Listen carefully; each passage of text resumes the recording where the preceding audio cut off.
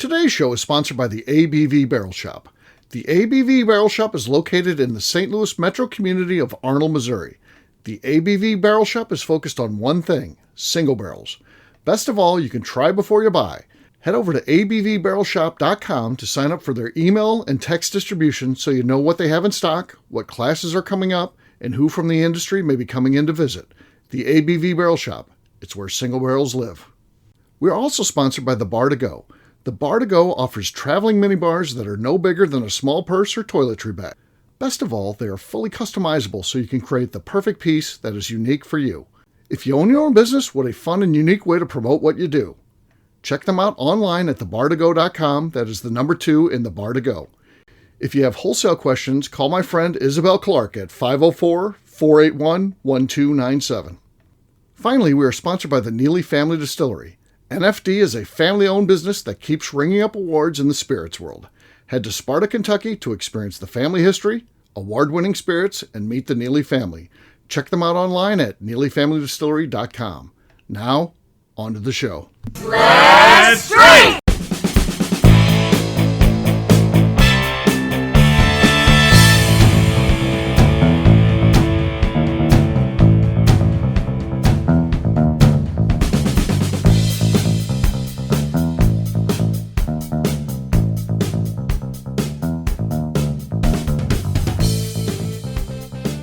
Welcome to the Bourbon Daily, the podcast about everything bourbon delivered to you every day of the week. Today on the show, we discuss the new release from Hidden Barn. My name is McNew. Please join me in welcoming my co-host, Steve Akeley, along with our special guests, Kathy Cool, Steinkamp, and Von Nieters. Hey gang, what's up? Hello. Hey-oh, so we're going to talk about a product 7 years in the making at Neely Family Distillery, the latest release from Hidden Barn. Jackie Zykan, of course, involved in that. Pretty cool stuff. I just think it's an incredible benchmark. When you're talking about a Neely product and something that 7 years old, I think that's pretty darn cool. I've known Royce since almost the beginning. I wasn't there when he just got the distillery started or when they were building it. But I do remember when he came out with his first 1-year-old bourbon, he brought it to a card game, and it was interesting to see the reaction. Some people were like, it's too young, but the ones like me, and then the other one that I really remember is Jason Bronner. Bronner tasted that and said, "You got something here. It does need some more age, but this is going to be a great product," and it plays out to be right. I respect Jason Bronner, especially when other people are like, no, I don't know. This isn't for me. I'm tasting too much grain. Bronner was like, "This is tastes like old whiskey to me. This is good. It's going to be really good, buddy." So, yeah, it was fun to see that. But we're going to talk about not that today. We're going to be talking about this new product from Hidden Barn, the first true Hidden Barn release to be done as a Neely Family Distillery product. Again, Neely's always been part of Hidden Barn, but now they own that brand outright. So we'll talk about that. For right now, though, McNew said there's something she wanted to talk about. What is that, McNew? Okay, so I personally think restaurants and just service industry have gone way downhill over the years, and it's for a bazillion reasons, right? But I'm just going to pay, I'm going to tip, I'm just going to not complain. But one thing that irks me is restaurants that serve warm water. So when we were in Chicago a couple weeks ago now, but they brought this carafe of water, which I was like, nice, I don't have to ask for refills. I like this, but it was warm. And they brought me no ice. And I'm like, this is absolutely vile and disgusting. And I don't want it. That's a pet peeve for me. So I don't know. Do you guys have restaurant pet peeves? And I'm not saying bad service or whatever, but just things they do like that where I'm like, this isn't even enjoyable. I don't even want it. Yeah. Anything? Sure. I mean, there's a lot of things I don't like about the restaurant business, but I think one of them is, again, and I feel like I do a good job of what's going wrong here. Is it do I have a bad waiter or waitress, or is too much being put on them because they're short staffed? And right. I try to take those factors out. If it looks like, hey, they're just overworked, it's not their fault. They're actually the one trying to keep it together. Even if they're fighting a losing battle, I try to keep that in mind. But then there's times when they're just not good at their job. And, one of the worst things is, boy, I hate when you're just at the end and all you want to do is pay your bill. And that can take 20 to 30 minutes. That's just so angering because clearly you're done eating. You just want to go, whatever's up next in your evening, you want to get to it. Even if it's just going home and sitting around on the couch. I'm done with it and I want to go, and they do a good job of avoiding making eye contact or, or walking with purpose, very fast. I don't like that. That's So what I have an issue with that because I get bored, right? Because like you're done with your food, you're done with your drinks, and I'm sitting there for 20 minutes with like nothing to do. Right. Bring me another drink, and as soon as you fucking do that, they bring your check in 5 minutes, and I'm like, well, I was here to entertain myself while you were taking all day, and now I have to finish this very quickly. It's all very annoying with that also. Yeah. Yeah. What about you, KK? Something that aggravates you at restaurants? That's tough. No gluten-free menu? I can always work around that. Oh, well, you're one of the surprising ones then. Get me a chicken sandwich without the bun and a baked potato. Well, has there ever been gluten in that kitchen? I need a kitchen that's never had gluten. I'm not that kind of glutard. Oh, my God. There's some that are like that. They read about it in Forbes what it can do to you, and it's just... Top 25 high gluten food. That does get it. Like, I don't eat pork, but like I can just strip a bacon off my sandwich and I'm not going to die. I'm going to be okay. Like, I can pick the stuff off. Fine. You can just pick it off, sure. Well, you're the one who famously used to order the pepperoni pizza and pick all the pepperoni off and throw it down. So, yeah. Von Nieters, how about you? Aggravates you at a restaurant? I'm pretty easy going. As long as you got good service. Well, sure. As long as they keep bringing those free breadsticks at the Olive Garden, you're good. So, I don't think I've ever been to Olive Garden. Oh, no. They've got breadsticks. I don't like, kind of like what McNew was talking about, is like, they'll either like take forever to bring you your drinks, or they'll bring you one and then they'll bring you your bill right then, and then you got to chug the drink that you just got right before you leave. And I don't know, I'm either bored. Timing is everything. Time it better. I don't want to be bored. I don't want to be rushed. Find a happy medium. I don't know. Yeah, timing is everything, but I do also I'm pretty cognizant of like what they're dealing with. Like if it's busy, I understand it's going to take a bit longer, but yeah, that's why I say thoughts. We'll get to Steinkamp in a minute. He's the last one to weigh in because McNew always asks a question and answers. So we'll get to Steinkamp in a second. Yeah, I'm gonna get going. So it's gonna be fired up. It's gonna be good. It's gonna be good. I want to know what your thoughts are. If someone asks a question like, "What would be your last meal when you're sentenced to death or something like that?" And people are answering. It's actually an active thread where people are answering. And someone says, "I'd go get the Olive Garden's never-ending pasta bowl," because they're making the joke that, of course, they can't kill you because you're eating the never. And it's a funny joke. And then you get some motherfucker who has to explain. First of all, you are limited. Oh, they say there's even limits to limits. When they read the room, dude. Read the room. Restaurant when they close, they have to explain all this shit, and someone's just making a wisecrack just to be funny. That shit drives me crazy. I want to kill that person who said that. That would give me the life sentence where I would get to choose the never-ending pasta bowl. On that same token, we're in the middle of hockey silly season. All the free agents can be signed today and yesterday, right? And the Blues, our hometown St. Louis Blues, traded somebody for a player or future considerations.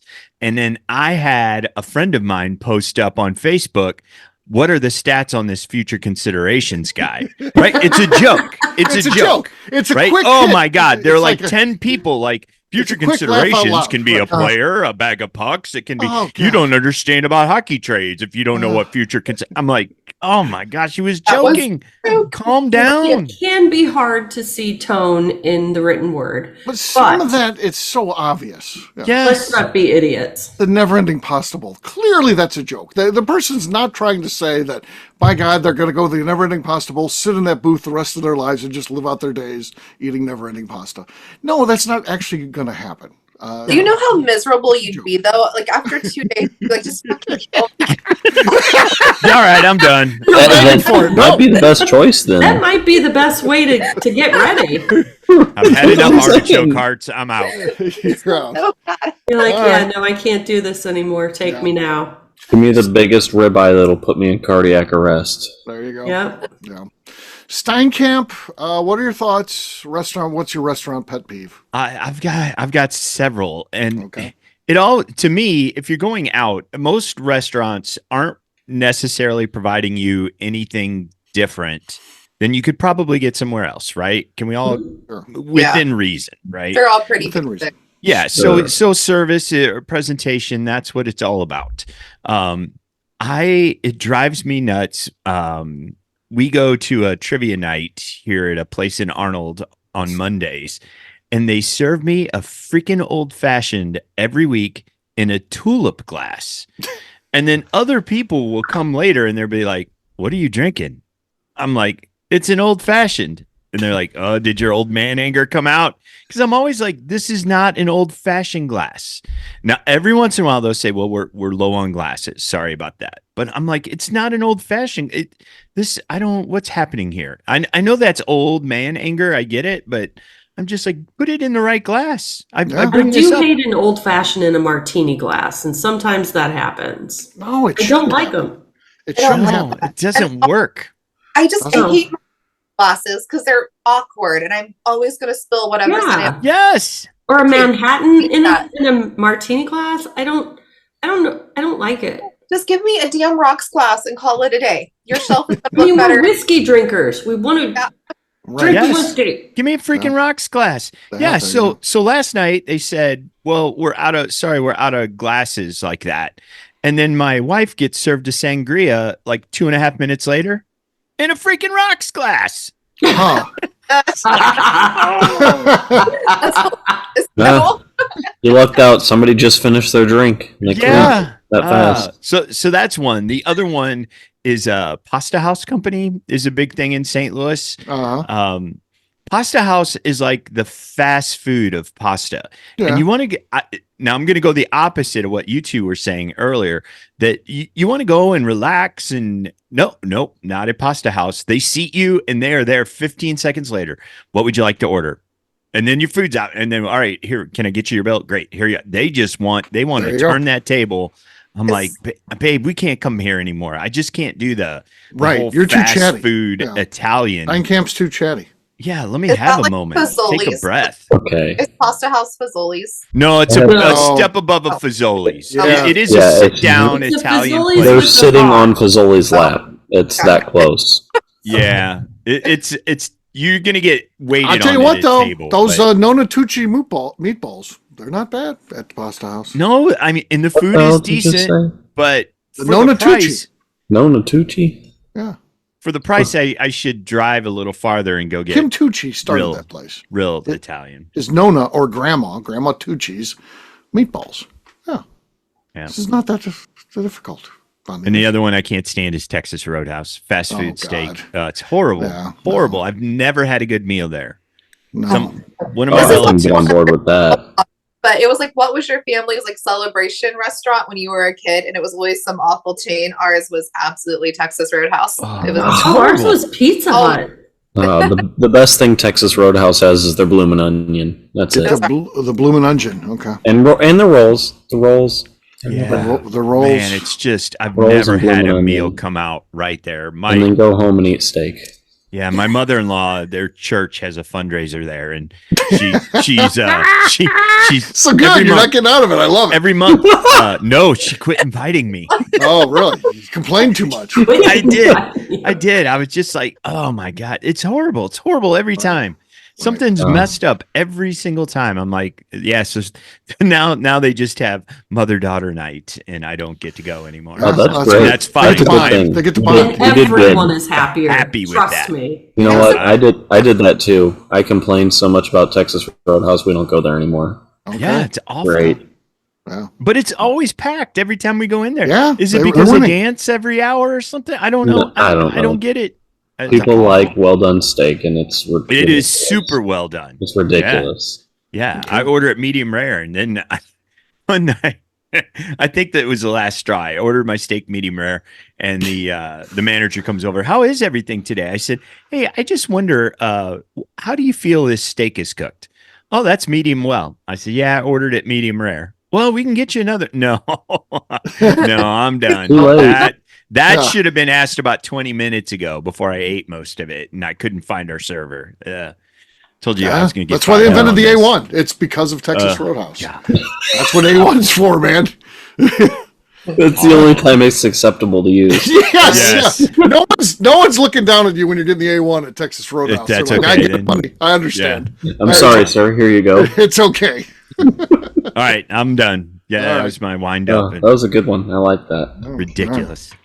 On that note, it's time to drink. What is everyone drinking? KK's rolling this one out. What do you got there? I'm getting some Hidden Barn out. Okay. This is a single barrel, probably from the ABV shop. Oh, yeah? I think so. Yeah. Never know. Okay. Decent.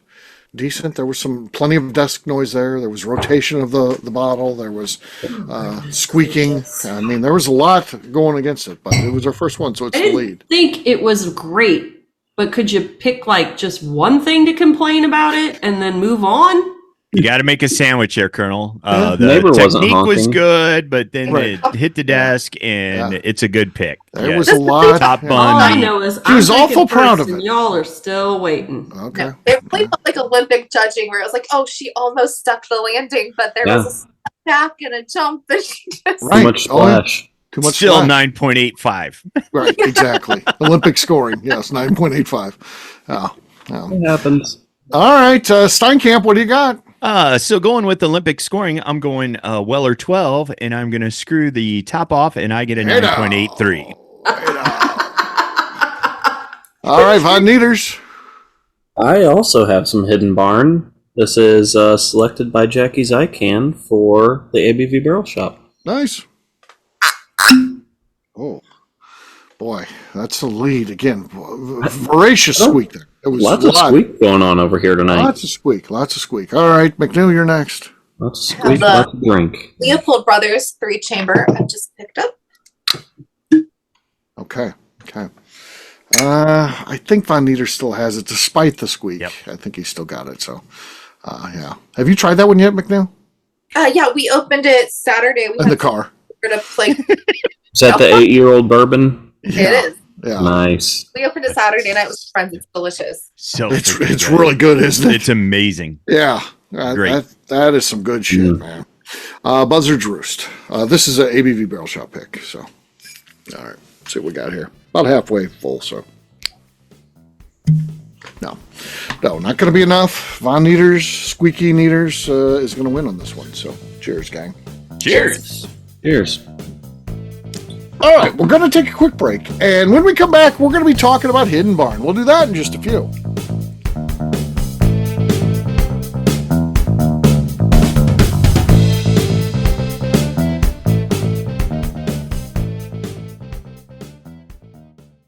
Okay, let's talk about the people that make these shows happen. First up is the Stave and Thief Society. Via their in-person class at Moonshine University in Louisville, Kentucky, the Stave and Thief Society is the place where you, a bourbon enthusiast, can expand your knowledge and emerge an executive bourbon steward. In 2017, I completed my executive bourbon steward certification. It's the most comprehensive bourbon certification available and connects you with an expansive network of bourbon enthusiasts and professionals. Check out the full listing of in-person and online certifications and join the society today by enrolling at staveandthief.com. Speaking of Executive Bourbon Steward certification, the ABV Barrel Shop in St. Louis, Missouri has developed a unique partnership with the Stave and Thief Society to offer a preparatory class to assist you in getting your Executive Bourbon Steward certification. This prep class costs only $25 and is available to take live or online via Zoom. Graduates of our class receive a coupon code good for 15% off your Executive Bourbon Steward certification held in Louisville, Kentucky. This saves you almost $90. Additionally, you can collaborate with fellow attendees to split travel costs when you go to Louisville. If you're interested in signing up for the class, simply head over to abvbarrelshop.com and check out the classes and events page. Last but not least, we are sponsored by Neely Family Distillery. Royce Neely is the 11th generation distiller in one of America's oldest distilling families. A visit to Neely Family Distillery takes you through family history, where you can see all the artifacts and newspaper clippings through the years from this family that started distilling in America after James Neely arrived from Northern Ireland in 1740. Today, Royce Neely and his team are crafting some of the best spirits in America. Their bourbon and absinthe offerings keep winning top honors in the spirits competitions. Recently, their absinthe made history as the first platinum winner in the absinthe category at the San Francisco Spirits Competition. Neely Family Distillery is definitely a bucket list destination if you are a bourbon fan. Learn more about their spirit offerings, visiting their facility, and the awards they have collected over at NeelyFamilyDistillery.com.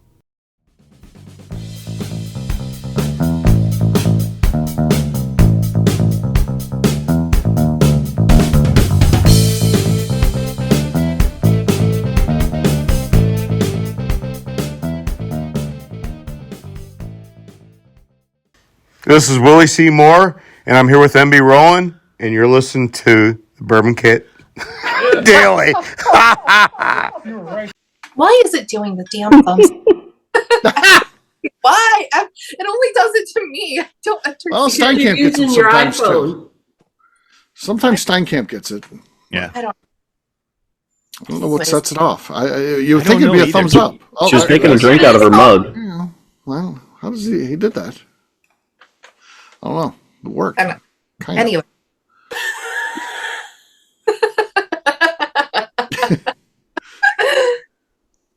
Welcome back to the Bourbon Daily. Today we are talking Hidden Barn. Yes, we are. So we're going to give Kathy the unenviable job live here, quickly summarizing the press release. Not reading it because it's pretty long. So what are some I'm not going to read highlights the of whole the press? thing. I will summarize. Okay. All right. So What do we get? What do we take from this? It was released on 7/7 Okay. Okay. in their distillery gift shop. Yep. And it includes some 7-year-old whiskey Yeah. that spent Nice. 5 years in a 24-month open air seasoned barrel and then was barreled in new charred French oak barrels for another 2. Okay. Of course, it is a blend of Jackie Zykan's picking Yes. and only 5 barrels. So one of the things that she talks about specifically in the press release is that it's a lot easier to blend when you have so many barrels that you can shoot for a flavor profile.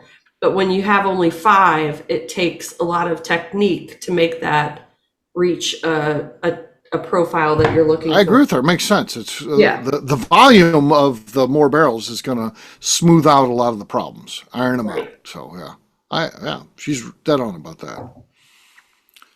So what do we got here? Suggested retail price. You know anything about that? Or? $79.99, which seriously, That's a good what price. a deal. Yep. Yeah. That's the deal. 7-year-old craft bourbon blended by Jackie Zykan, $79.99. And it is bottled at cask strength 109.4, which is such a nice, sweet spot to hit on a proof. Yeah. That's good. That's good. I'm excited about this one. So yeah. So I'll have to pick that up when I'm in Kentucky because Missouri isn't on the list. So Nope. we're not getting any of that. So hopefully, It's interesting, if you're talking about the art and the craft of blending that, not only that, but she picked the 5 barrels out and then put them in French oak for, 2 years at least. Right. And then, all right, now I've got to decide, I guess I'm getting in the nitty gritty. I guess did she blend all 5 to start with, or did each one go into French oak? And I'm getting totally in the weeds. Do you know what I'm saying? She probably blended all 5. I would think you batch them and then you put them in the barrels. But again, there's going to be differences of each of those barrels, even there's 2-year finishing barrels. So right, and I mean, I know just with not that investment whiskey is even close to Hidden Barn or Jackie Zykan. Just trying to decide when it's finished enough is like a major bullet or not, and to go, okay, I'm only going to use 5 and then I'm going to finish them, and then I know I'm shooting for this, and how do I decide when to I'm very interested in trying this one. Yeah.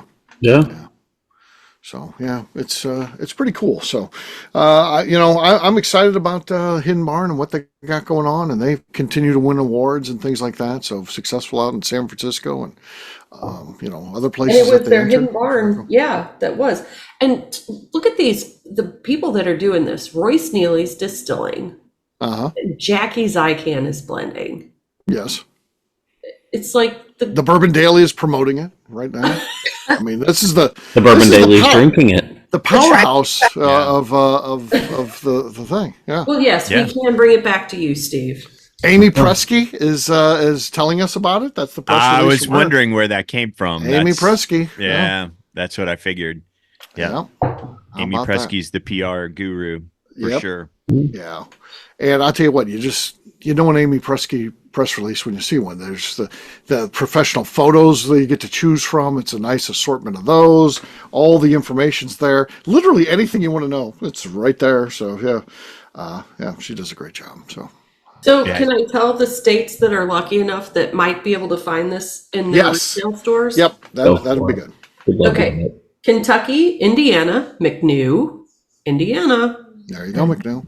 New York, California, Georgia, Colorado, and New Mexico. Okay. Our buddy Luke. Our buddy Luke's a distributor down there. Yeah. Yeah, Steve, you need to get on the horn with your buddy Royce and figure out why we can't get that in Missouri. Yeah, he's working in between distributors right now, so he's kind of in a holding pattern. You know, like when you're at the airport, they're like, we're in a holding pattern right now. The gates are all taken up, so he's kind of doing that. So, yeah, this falls right in the middle of going from one to another. So, yeah, at this point. Yeah. And I would assume this will all be sold before you come aboard. It will be on the next blend for sure. Will be. But right now, You're saying if I find it in Indiana, text you guys and be like, yes. Yeah. Text us before you text us, but then definitely text first, and send the second text with the actual information. Please. The first one's very simple, McNew. It's like I'm getting ready to text you. So, we'll acknowledge. We're like, okay, go ahead. And then you send the message. It's like a corporate meeting. Got to have a meeting about the meeting, then the meeting, then the meeting after the meeting to discuss how the meeting. If Freddie Mills was anything, he was corporate. Yes, he was very corporate. God, and then he'd say that crazy shit like that. The next day, I'd see him and I'd ask him about that. And I'd be like, "So what's the deal? Why do I have to text before I can text now?" What? I don't know. I don't know what you're talking about. It's in the show. Well, you said it. He's like, I don't remember. Let's not forget he invented an entire recipe for Nutella popcorn. On the fly. Made it seem totally like he had done this many times. He even talks about how he, covered his couch when I was like, that sounds so messy. Like, I tarped the couch before I did that. The man's an innovative genius. That's all I can say. So I'm surprised nobody's written about him in Forbes. Yeah, exactly. Right? He was a character for sure. Nobody liked Danny. Freddie Mills hasn't even got a picture. I mean, that's they gained some traction with all the secrets. Mm-hmm. Yeah, Freddie. So, there you go. Do a book about Freddie Mills. Mm-hmm. That would be Freddie Mills recipes. Yes, his recipe. It would definitely be something for the Freddie Mills lifestyle. Yeah, for publication. Yeah, that's for sure. So there you go. A little bit about Neely and what they got going on. This new product. If you can get your hands on one, grab it. And so very, very cool stuff. And wish them the best of luck moving forward with the brand. So that's very cool. We'll wrap this one up as we always do by talking about where people can find us. Von Nieters, we'll start with you. Where can people find you? You can find me not only enjoying all of the Hidden Barn products, but everything that Neely Family Distillery puts out, and on Instagram at Von Nieters. All right, Steinkamp. You can find me driving to Kentucky to buy a bottle of this 7-year-old bourbon, or on Instagram, Facebook at Investment Whiskey, also a Neely Family Distillery product. KK.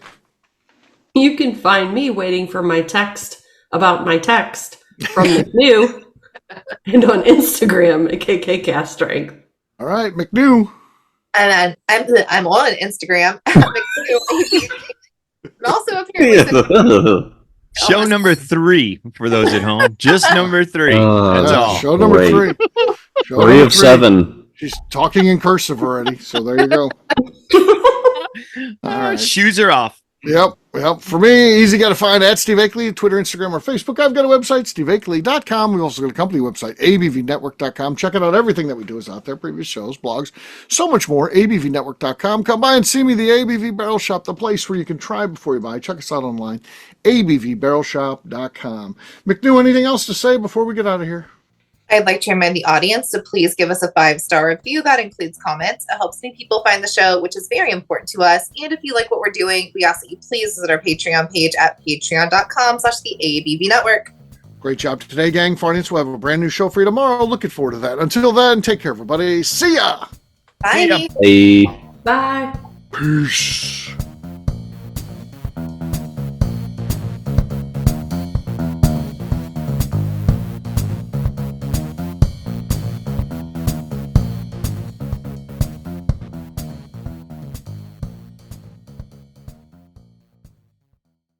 Before we let you go, let's talk about one last thing, the ABV Barrel Shop in the St. Louis community of Arnold, Missouri. The ABV Barrel Shop is focused on a couple of things. First of all, single barrels.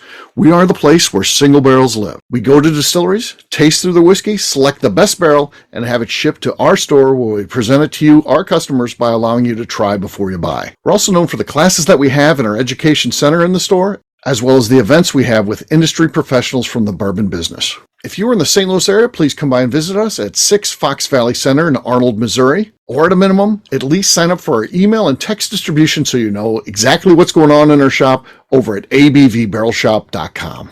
This is Steve Akeley, owner of the ABV Network, signing off. We thank you for listening to our programming and truly appreciate your support. The Bourbon Daily is part of the ABV Network. For more information or to become a sponsor, please visit abvnetwork.com. Thanks for listening and cheers. This has been a Steve Akeley production.